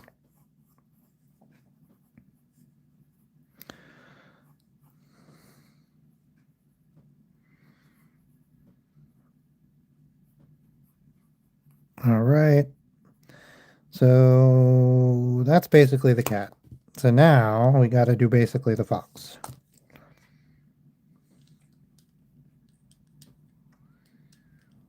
Oh, sorry, Tapwater. We're not doing mods right now, but we will keep you in mind when and if we add more mods. And I appreciate the offer. Okay, so first, like, foxes' faces, are they like really long, like kind of doggy, right? Hang on. I'm gonna quick pull up a reference photo of a fox.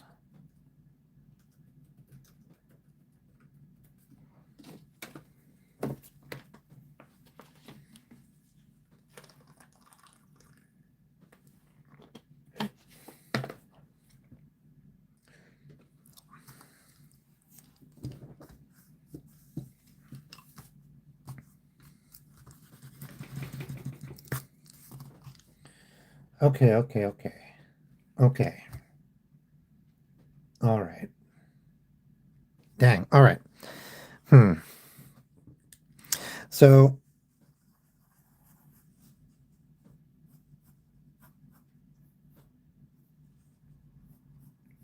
that'll be the foot of the fox. That'll be the bottom of the body. That'll be the top of the body where the arms come out. And I think we might have to slightly humanize, anthropomorphize the fox so that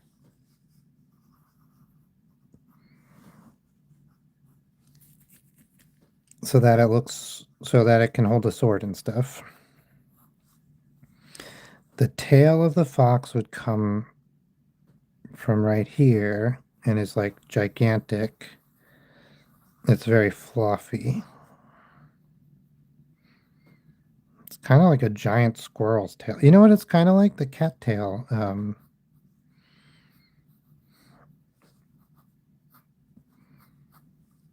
Whatever it's called. Plant that I was just dealing with. So foxes have like little gloves. They're all wearing black gloves and boots. I love this about foxes because I think it's funny. And Zorro usually has an epee.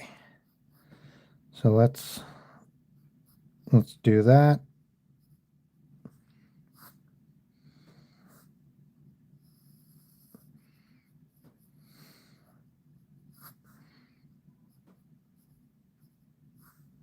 A thin little sword.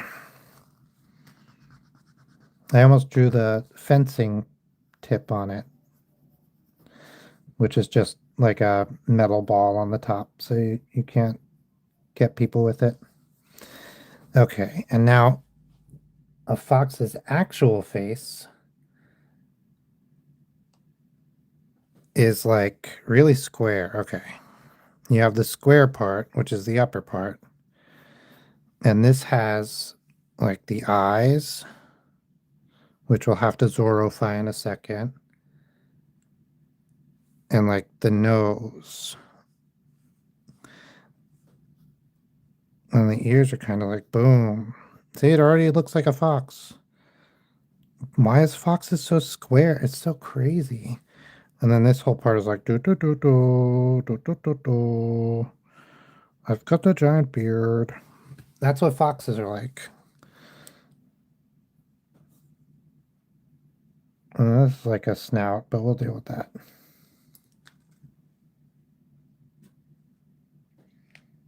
Oh yeah, that's a good idea.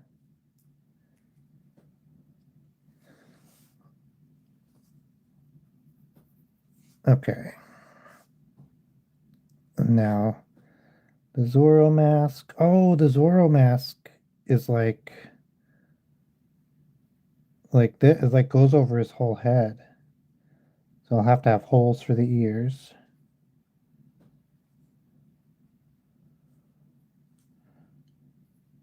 and holes for the eyes.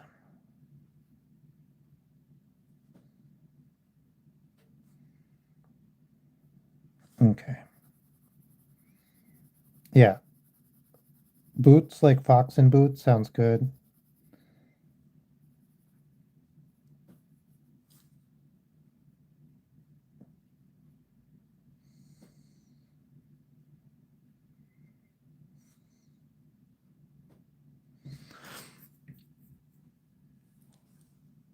And their mouths are like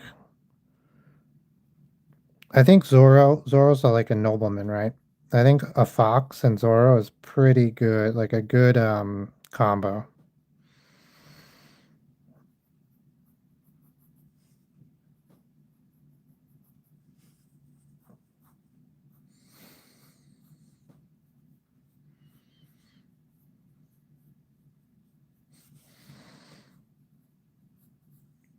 And little paw.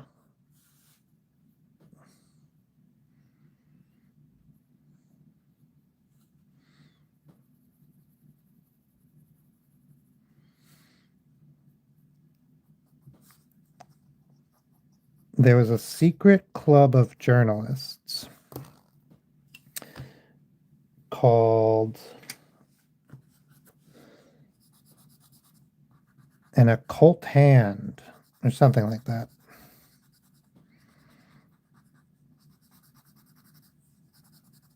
And basically they would sneak an occult hand or a saying like that into a published piece.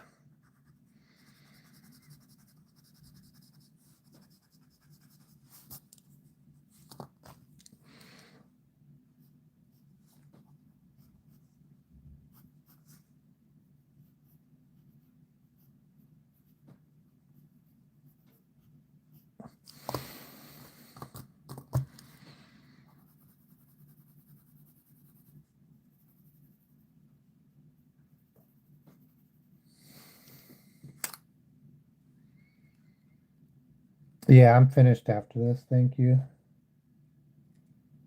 Oh, hey, Birdman. Oh, the hat. Dang, yeah.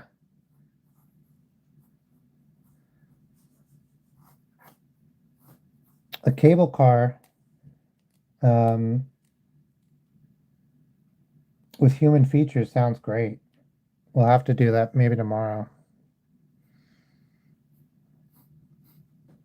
That's right. Zoro has this like flat hat.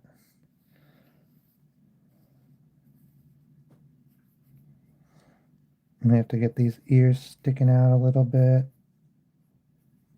Okay.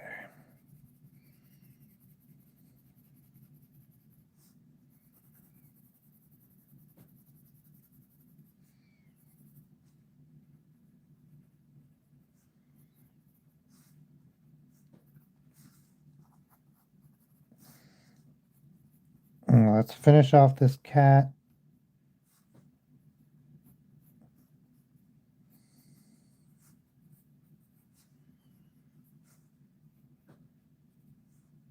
What do cat's eyes look like?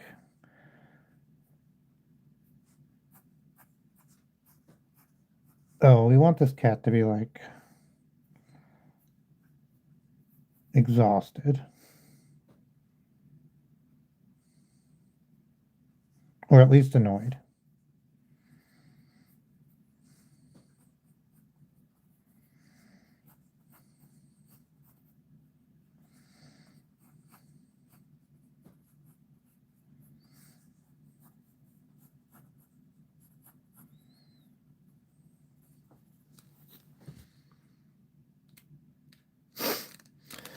Now after we're almost finished up with this one and then I'm gonna get going. Because I gotta eat dinner. Because food is important for living. Food is important for living. Everybody's gotta eat food.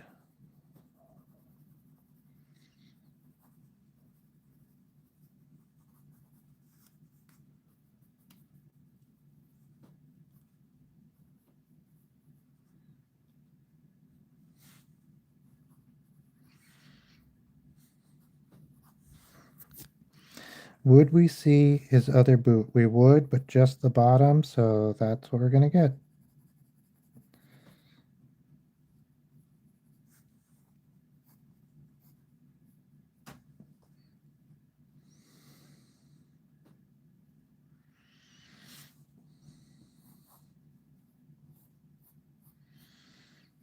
And there's the cat's tail. And it's pretty good. We got to separate the cat and the fox just with a little bit of line work there. Oh, and the cape. I forgot. What a cape. Um,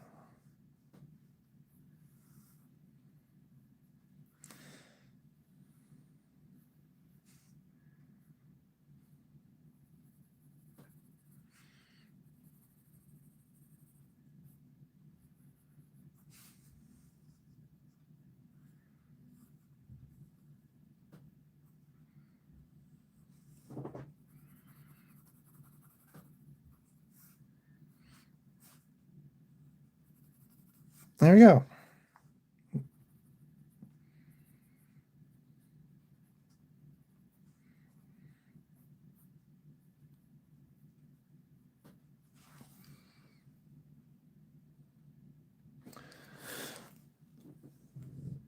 Well, thank you so much, guys. Let's go over everything we did today because this is very fun.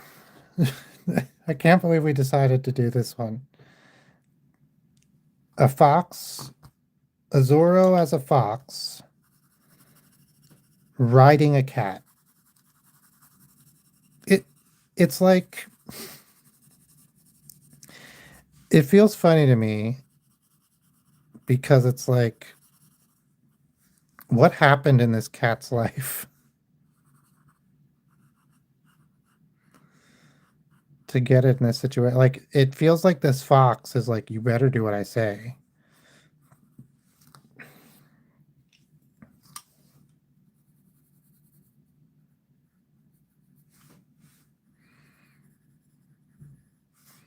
But maybe the fox is like, cat, I need your help. We have to go stop a train robbery or something. I don't know. What did Zorro do? He was once Puss in Boots. Oh my god, yeah. And then this fox stole his boots and became Zorro the fox. And this cat is like, what the hell is my life? How did I end up here?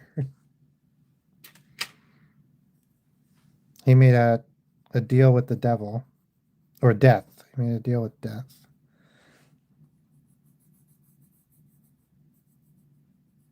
And I like how serious the fox is too. This fox isn't, he's not messing around.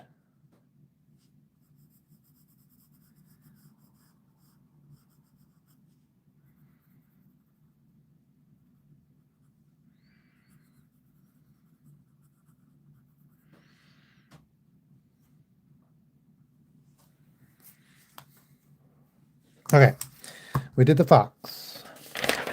Whoop. We did a pet iguana, a flaming katana, and ikebana. Like that one. And that's this. Oh yeah. We did a sprocket, a rocket, and holes in your pocket.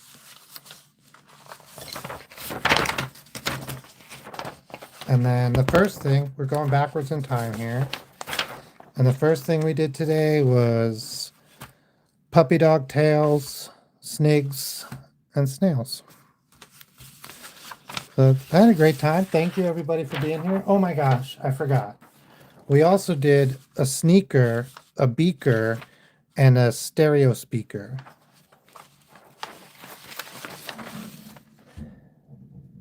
Hey, Quest is good. Welcome, welcome. You caught us just at the end, but I stream every day. I draw things, I do requests, I do interactive drawing streams 5 days a week.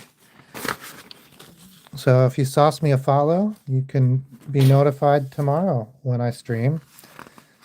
Tomorrow's Wednesday, so I try to do a long stream Wednesdays. I don't always succeed, but I try to do a long afternoon stream. I'm trying to pick my favorite today. I think my favorite might be the katana.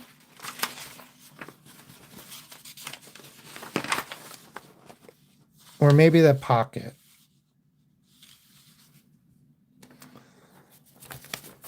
All right, guys, thank you so much. Subscribe if you want to see more. That really helps me out. And I'll see you all tomorrow. Bye. My second favorite might be... I like the pocket, the katana, and the ikebana. Those, I think, are my 3 favorite. The rocket is solid, but, like, it's not... I really like the rocket. And the sprocket. I think both of those are really good, but they're not, like, in my favorite territory. And then I think Zorro riding a cat, Fox Zorro riding a cat will grow on me. I love that a lot. No, thanks so much, Macy. Yeah, this is what we did on today's stream. I'm heading off now, but I do drawing streams every day. They're pretty chill. I tell stories of things that I'm reminded of, and I talk about how I'm doing the drawing and why. And yeah, I do them almost every day, 5 days a week. So follow if you want to see more. And I'm gonna go. Good night, everybody.